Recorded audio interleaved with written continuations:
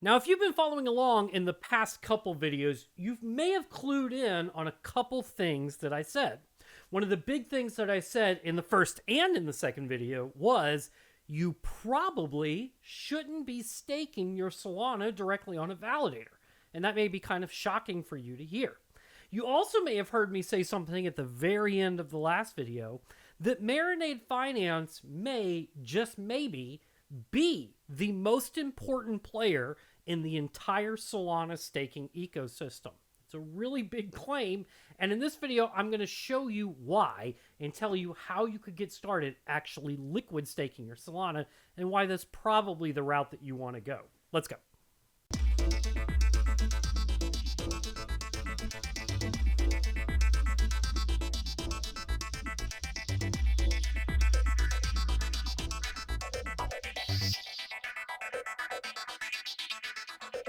All right, I've got my Brave browser open up here. I've got my Solana unlocked, and I am finally ready to take some of the SOL that I have and turn it into more SOL passively by doing absolutely nothing. I know that I can do this by staking my Solana directly on a validator. Let's see how I can get this going. I'm just going to open up Phantom real quick, type in my password, get it nice and unlocked, and it's going to load up my basic Solana account that I have here. So I'm going to jump into SOL real quick, and I'm going to initiate a new staking account and delegate my voting rights to the validator. You watched that last video on how that works, right? I simply click on stake, I choose plus to stake SOL, and I search for my validator Juicy Stake right here. Nice low fee of 5%, and I'm going to specify the amount that I want to stake, like 100 SOL. A nice hefty little amount, but that's how you also get good returns. I click the stake button, I approve on my ledger. There it goes, approved, and now it's spinning, thanks to the fact that Solana is now on version 1.10.26. This transaction is definitely going to go through because of the high throughput and high transactions per second that we've been experiencing lately. Those of us who've been around for a long time know how relieved it feels to just fire off a couple transactions and know that it's going to take care of it. And that's exactly what's happening right now. It's actually firing off two transactions. First, it's creating the staking account, moving the Solana into that staking account. And once that transaction's confirmed, then it performs the delegation of rights. Actually, when you did that, there were two transactions that took place. Now, SOL stakes, so good. Now I'm earning money right now. Right? Wrong. Look at this. If I do close, Phantom blew up. That's what happens. Let's try and reopen this and see what happens now. If I reopen my staking accounts now, what is this? Activating. It should be active, right? I want to earn money right now. Well, that's not the way staking works on Solana. And that's for good reason. Staking in Solana has to go through an activation period. That way, it prevents people from loading up a humongous amount of stake on their validator and then manipulating it immediately. They have to go through a warm-up period as well as a cooldown period for actual security measures so that stake doesn't throw off balance, like in an instant, throw off balance all of the weighting of staking against the validator and the rest of the nodes. So that's why that exists. But for the average everyday consumer, now you have to go through a bit of a waiting period. How long is that waiting period? Well, what I'm going to do here is I'm just going to kind of minimize the screen and just kind of write on my background for just a second. The waiting period is until the end of your current epoch. What is an epoch? In Solana terms, the technical term is that is 420,000 blocks. You know what? I'm actually going to walk that back for just 1 second there. I intentionally said 420,000 blocks because I thought the degens would hear 420 and then they'd start paying attention. But the truth is, it's actually not technically accurate. Really, what an epoch is 432,000 slots. Now, I know I'm immediately going to start losing some people on this one, so I'm going to keep this really short. There are 432,000 slots, and a slot is a chance for a validator to produce a block on the blockchain. Now, they almost always do, but sometimes they don't. So it's fair to say something like around 420,000 blocks will be created, but that's not what actually defines an epoch. An epoch is 432,000 slots or chances for a validator to produce a single block. And we're going to continue on with this video like as if I never said that. And you're like, great, that means nothing to me. How long do I have to wait? Well, the easiest way to find out how long your waiting period is to simply navigate to explorer.solana.com, and right here on the screen, you see the epoch time remaining. There is still 2 days and 3 hours and 31 minutes until that stake becomes active. And then you won't actually start making money until the end of the next epoch. That's when payouts actually happen. So these 420,000 blocks, that equates to roughly 3 days. So when you stake or delegate your Solana or delegate your stake account, you have to go through the activating period, which in this case, because I'm in the middle of the current epoch, that is epoch 321, I have to wait 2 days, 3 hours, and 30 minutes for that to become active. So this will end right here for epoch 321. And then using a different color, epoch 322 starts, and it goes until, roughly 3 days pass. And then 420,000 blocks have been created. And right here at this point, this is when you start to get paid out at the end of that epoch. And as long as you stay staked all the way through each epoch, they actually call this an epoch boundary when one stops and another one starts. As long as you stay staked like that, you keep getting paid out like so. So you actually make money at the end of an epoch, but you have to wait for that. You're not going to make money every single second of the day as long as you're staked. Because here's the other kicker. Let's say, okay, you know what? I went ahead and I got staked and I decided I'm ready to pull the money back out. Well, watch what happens here. If Phantom can load my staking accounts, it's going to spin, and now it's trouble loading staking account. Hang on, let's try again. I'm going to open it back up. Maybe it'll load it this time. Come on. Load the staking accounts. Here we go. There we go. Okay, so it loads the staking account. Well, I've got this other one with 5 SOL on it. Let's say I'm ready to pull that back out. Well, when I click unstake here, it says to approve on the ledger. I approve it, and it goes through the process of undelegating the SOL from the stake account. It's only one transaction to get that done, but now I'm in deactivating. Deactivating. So what does this mean? This means that right now, this is still going to be delegated to the actual Solana validator. But the real kicker here is once the epoch ends, I don't get paid for that particular staking account because I've removed that delegation at the end of the epoch.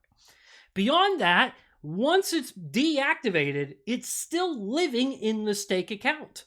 So at the next epoch, which would be epoch 322, once 322 has begun, then I have to come back in here and I can either, at that point, delegate to a different validator, or I can close the staking account and withdraw the money back into my wallet. Do you see how all of a sudden the process of staking your Solana isn't as clean as maybe it's made out to be? There's actually a lot of things that you have to consider. There's going to be a warm-up period. There's going to be a cool-down period. When am I going to get paid? It's not every single second of every single day. It's only at the end of a 3-day epoch that payments actually get issued out.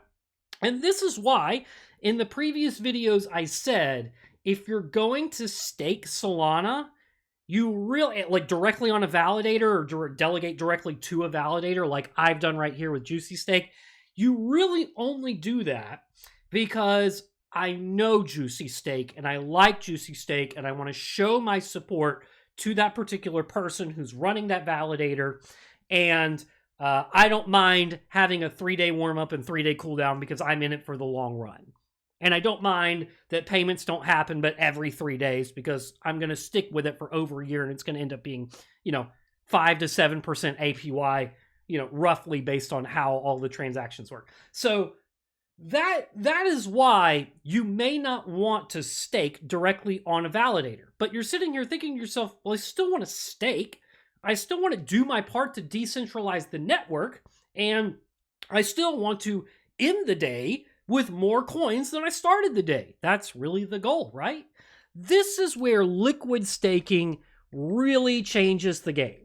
And I want you to know there are about 5 really well-known liquid staking pools in Solana, but in my opinion, one of them is truly the dominant one. And this is the one that I've partnered with on these videos, and that is Marinade Finance. They're the OG of liquid staking in Solana. And of course, before I go any further, I should tell you that nothing in this video should be construed as financial advice because I'm not a financial planner. All of this stuff you're doing at your own risk. But that being said, in my opinion, Marinade Finance and liquid staking for the average everyday consumer is assuredly the way to go because of how it works.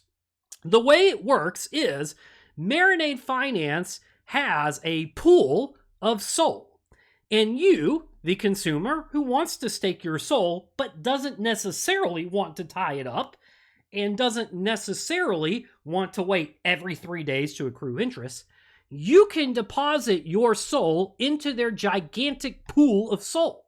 And in return, they give you an mSOL token in return. Now, what's the deal with this?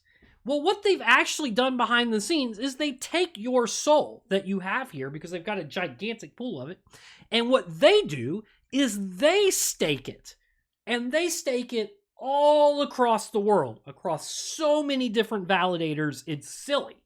In fact, at the time of this recording, I just looked at a little infographic. They currently stake across 451 different validators all around the world who have proven themselves to be performant, and, important to know, that number is growing. In fact, you don't have, as a validator, you don't have to apply or get their attention. It automatically happens. They automatically look through all of the data of all of the validators at every single epoch. And as long as you meet their criteria, automatically you will become a part of this delegated pool. And that is just the beauty of the decentralization. But from your point of view, you're like, okay, well, what do I do with this mSOL? Well, there's a bunch of different things. But first of all, I want you to know this. They also guarantee that there is enough liquidity in this pool to where you can exchange back at really any given time. You could take your mSOL and pull it back out of the pool and get your Solana in return. Or they even have set up a big part in the DeFi ecosystem to where you can swap your mSOL to SOL via something like Jupiter. Check it out. I'll show you real quick. Let's bring it up. I'm going to go to Jupiter, jup.ag, and you can swap SOL to mSOL real quick, like so. Wrong, not gmSOL. That's kind of cute, though. GM. You can swap it to mSOL like so. And I'll just type in 1 for 1 SOL, and you see what you get in return is 0.95 mSOL. Why is it not 1-to-1? Because the whole point of all of this is to make more money. And because mSOL that you have right here represents staked Solana, it is staked every single day. A tiny little increment of this mSOL gains in value against Solana. It's going to be roughly 5 to 7% APY. So every single day that you hold that mSOL, it's gaining a little more purchasing power against the Solana itself. So if you get mSOL, sit on it for a year, then turn around to buy back your SOL, you will get more SOL back than you started with. That's the beauty of how it works. Beyond that, I want to point out this is really, really cool. Jupiter has now integrated directly with the Marinade pool.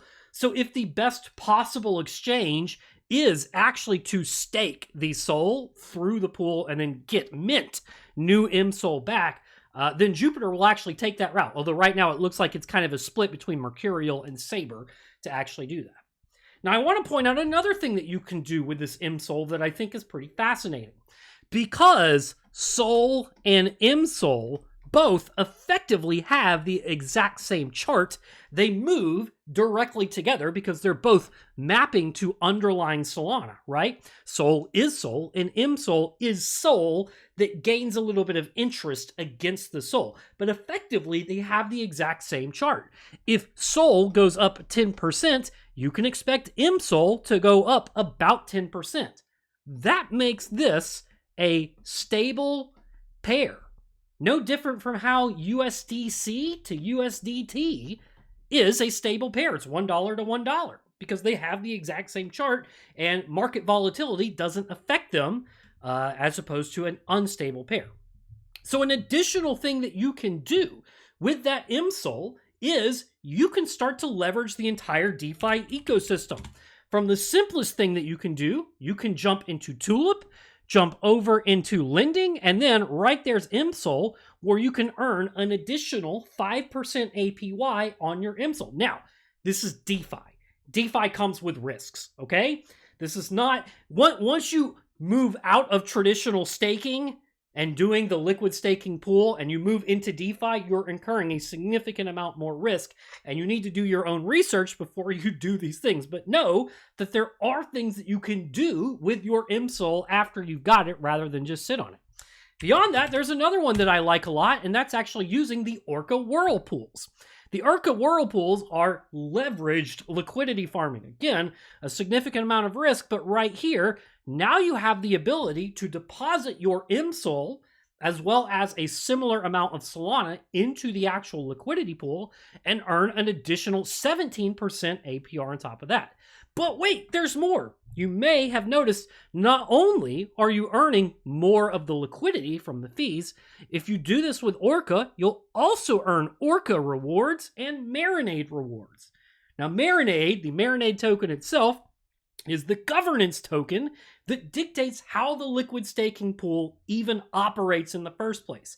And that's probably one of the biggest benefits to know this about Marinade Finance right now, is that they are a truly decentralized protocol. If the team disappeared today, everything is in smart contracts and everything will continue to operate the way that they have been.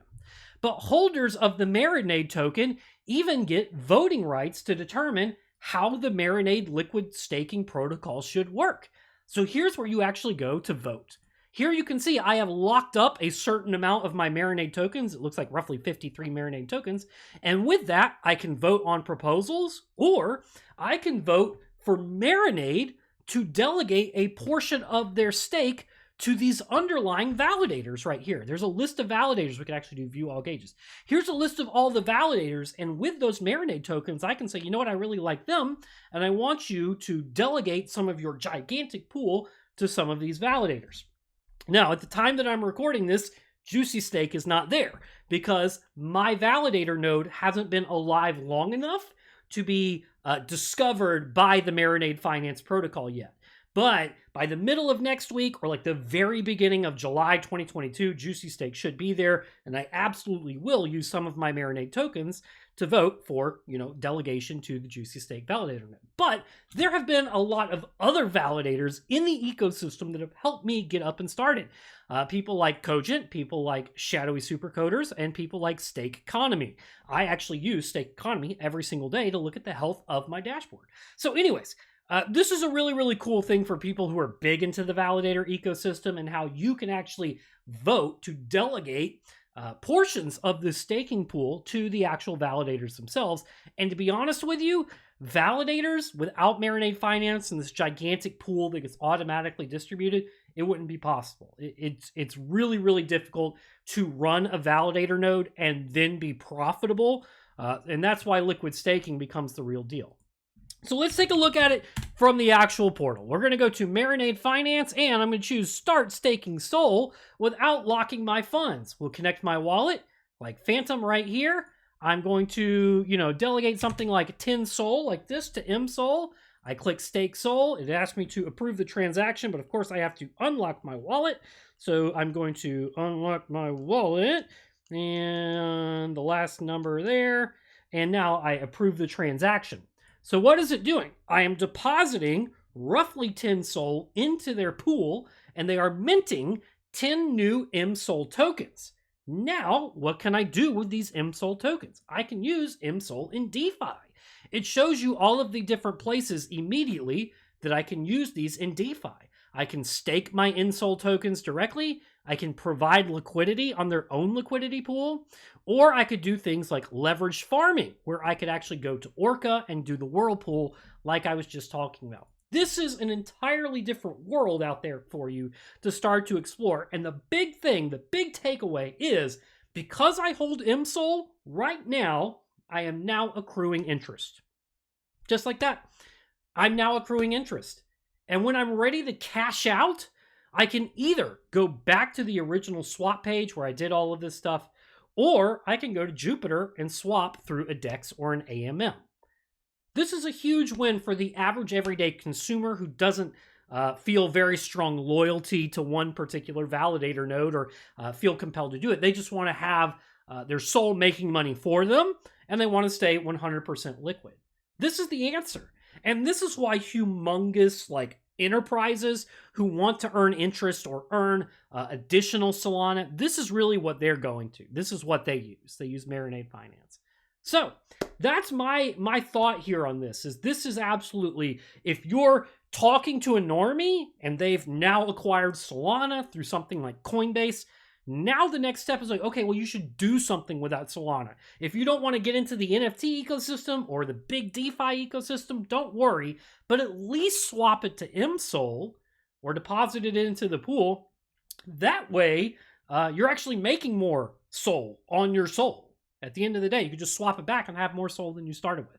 That's a humongous win, and that's why I am partnering with Marinade Finance. They really are just a humongous ally in the Solana ecosystem. So this has been understanding what liquid staking is and why you should be doing it. Thanks for stopping by, y'all. See you in the next one.